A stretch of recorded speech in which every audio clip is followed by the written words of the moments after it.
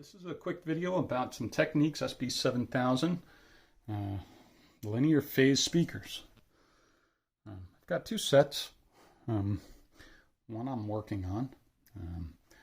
This one here is I need to rewind the voice coil.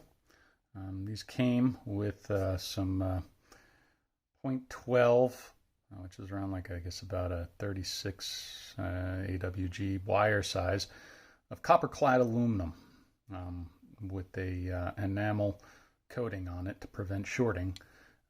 Built into that was a adhesive that's activated by isopropyl alcohol, and it bonds it to the aluminum voice coil, which is adhered to the diaphragm or the surround.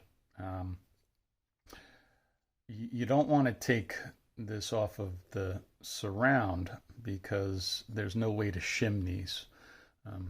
This body is one large magnet and this places over it, and so they're aligned in the factory. I guess you could get it pretty close, but I'd rather not take the chance. So I've already started disassembling this.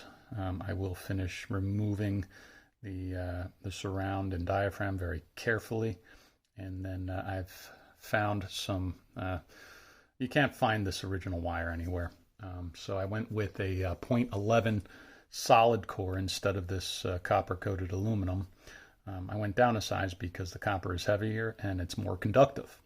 So I will rewind this voice coil with solid copper magnet wire, which also has an enamel coating, but I'll be using a flame retardant epoxy. You have to use flame retardant because these will get up there well above 100 degrees, and that's right around where regular epoxy breaks down.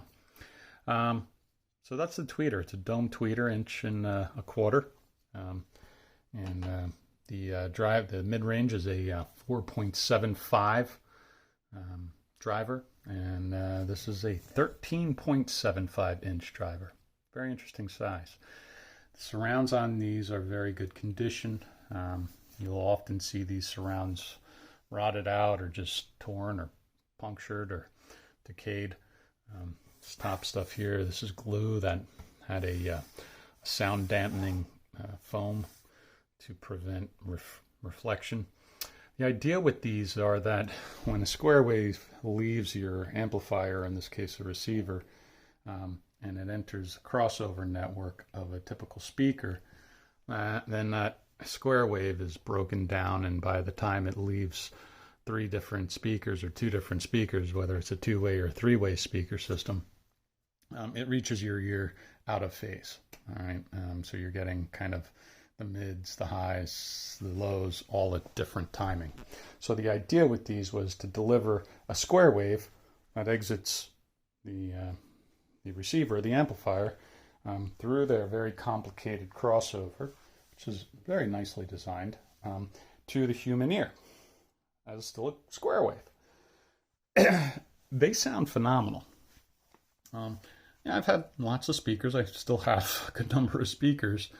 Everything from JBL to Sherwin-Vega to Klipsch, and of course, those are all fantastic speakers. Sherwin-Vega's, I don't know. I mean, they're loud, but still they sound good. But these sound very neutral and very clean. I don't know. There's just something about them that I like. I'm not trying to compare them to, $5,000 or $10,000 speakers. But these will compete all day long with $3,000 speakers of today, in my opinion. Now, I did order some. The reason why this tweeter went is a resistor went, a 6-ohm resistor went on this, and so I did order some new resistors, some wire-wound ceramic resistors, as well as new capacitors. Everybody typically replaces, their crossover capacitors with film capacitors. I get it, right? All right, but honestly, you don't need to do that. These speakers come from the factory with mid-grade bipolar electrolytic capacitors, and they sounded fantastic, and they still sound fantastic. So I'm replacing them with electrolytic bipolar Nichicon capacitors. I believe they're the DS or the DE line. I can't remember what the assignment was on them, but they are bipolar capacitors specifically designed for crossovers. So, I don't want to get into, the argument of film or, polypropylene, your high-end, like Mundorf and capacitors. Yeah, sure, go ahead and spend $50, $60 on a single capacitor. Rock on. If you want to do that, cool. I'm not going to tell you it's not going to sound better. It might, but I'll tell you my ear isn't going to be able to distinguish the difference because I guess I'm not an audiophile, right? I just like to listen to quality speakers and good music. These do that for me. All right. So these crossovers are phenomenal. They're very well engineered. They do have a mid and a high selector to determine, what you like and how you like your speakers. And they sound really good. Let's see here.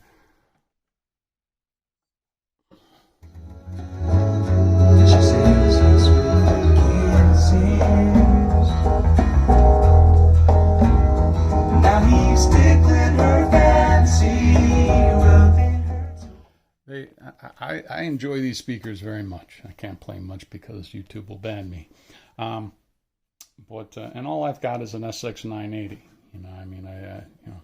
I've got several other amplifiers upstairs, but I'm delegated to the basement on my louder systems.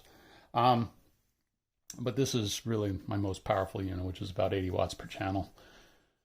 So one of these days I'll grab an integrated amp. I'd like, maybe like a Technics SB, like 9 or 10,000. But this does it all day long with these speakers, and they sound very enjoyable. Price. I got these for a good deal. I would say a good deal on these is $400 or $500. Stellar deal would be like $350.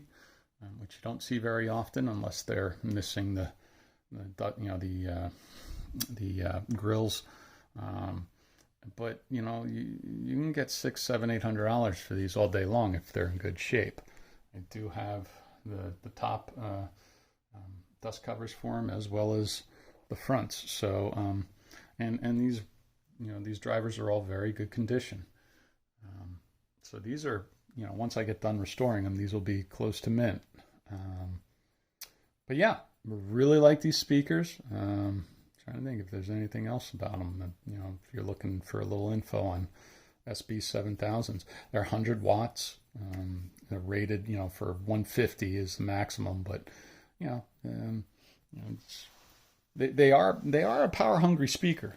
I'm running mine through a equalizer, an EQ, which bumps up the signal a little. But if I'm just running straight, well, I'll show you. That he didn't already have. So you can see that you get with these, you're turning them up a little more. If I'm running just some 8 ohm speakers that aren't power hungry, I can be on like 2 or 3 on my, or I guess they go by the 10s on here, and they're loud. So you will be cranking up your volume a little more on these. If you're running a powered EQ, not so much. But they are 6 ohms. I can run all 4 of these at the same time, and I have, and it sounds phenomenal. But this amp is rated for 4 ohms. 4 6 ohm speakers, you're talking now like 2.5 ohms. So I don't turn it up very much when I do that, but it's still incredibly loud. So yeah, we'll just give you another little taste here. Oh, the Tropic of Sir Galahad. So please believe in me when I say I'm spinning round round. So yeah, they sound really good. If you can get them on a solid substrate, like this is a concrete floor. I got them tilted with some plates under there. keep them on a very solid foundation and they'll sound phenomenal. If you put them on like carpet or something, they'll kind of lose a little of the edge. The separation between highs and mids are pretty good. The separation between the mids and the bass are very good. This is really, a MIDI speaker. But, I don't know. I mean, Technics, what can I say? I didn't realize how good these speakers are until I got a set. I also have a set of 7070s that I'm working on, and SB 7070, which is like the next stage up from these. But these are going to be my mains for the basement loud listening. Yeah, hope this helps. Any questions, post them below.